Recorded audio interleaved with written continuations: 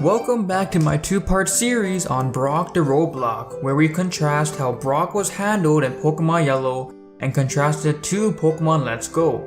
On the first part, we explored how in Pokemon Yellow the game was designed to force you to experiment with new Pokemon, due to the fact that the game would tell you that water and grass types are strong against Brock, but are not available prior to Pewter City.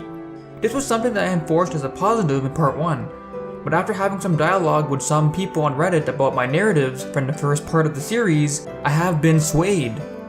The main argument from this exchange was that not having any water or grass types available was a flawed game design, which led to players forced to experiment. The game tells you the main weakness to Brock, but yet you have no way to utilize that information. This would also be an issue for those who selected Charmander as their starter in Pokemon Red and Blue. This thought process is something that I eventually agreed with and therefore have altered the topic for part 2 of Brock the Roadblock.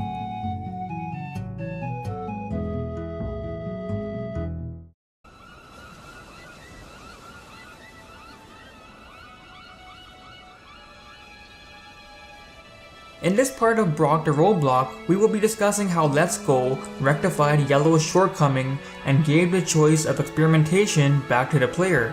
So due to Yellow's design, the experimentation factor was forced upon the player. They had to select one of the few Pokemon available to see if it combats well against Brock. This was a trial and error approach, essentially to someone who was brand new to Pokemon. A point that I still defend in part 1 was that experimenting leads to memorable moments in your adventure. Experimenting makes your battles more difficult since you wouldn't be using the type advantages to win. But experimentation is a factor in gameplay that should be left to the player, not forced. With Yellow, the topic of forced experimentation was not a consistent theme, as later on in the game, type advantages would be available. That's where Let's Go comes in. They rectified the issue with Yellow by having grass types available prior to Brock with Oddish, Bellsprout, and Bulbasaur. So now Brock's Achilles heel is readily available, so now the decision is up to the player. They can follow the game's suggestion and utilize the grass type, which would make Brock significantly easier, or take it upon themselves to experiment with other Pokemon to boost the challenge of their adventure. This is why the option to experiment should be left in the hands of the player instead of forced upon them. They can decide how difficult their adventure can be. In my playthrough of Let's Go, I decided to use an Oddish and I breezed through Brock. I was upset with how easy this made the challenge, which was a much more memorable experience back in the day. But I decided to not use experimentation, and thus I can't fault the game for that. If I wanted Brock to be a tougher foe, I should have not used the grass type. Let's Go rectified that shortcoming of Pokemon Yellow. It made Brock an optional roadblock based on the player's decision, especially with the Kanto gyms, since each one is specialized with a type of Pokemon. The type advantages scheme is very effective in swaying the difficulty of one's adventure through Kanto. Pokemon Yellow and Let's Go shows two sides of the coin to Brock the Roadblock. Experimentation is a fundamental part of Pokemon.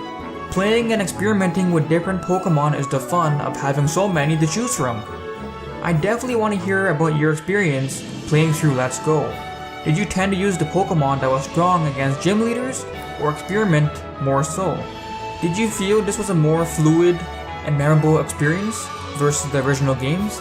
The discussion that took place around part 1 of this video sparked many thoughts, memories of individuals having great moments of their experimentation paying off in big battles, but also a discussion that led to me rethinking the premise of part 1 and evolving this part for the better.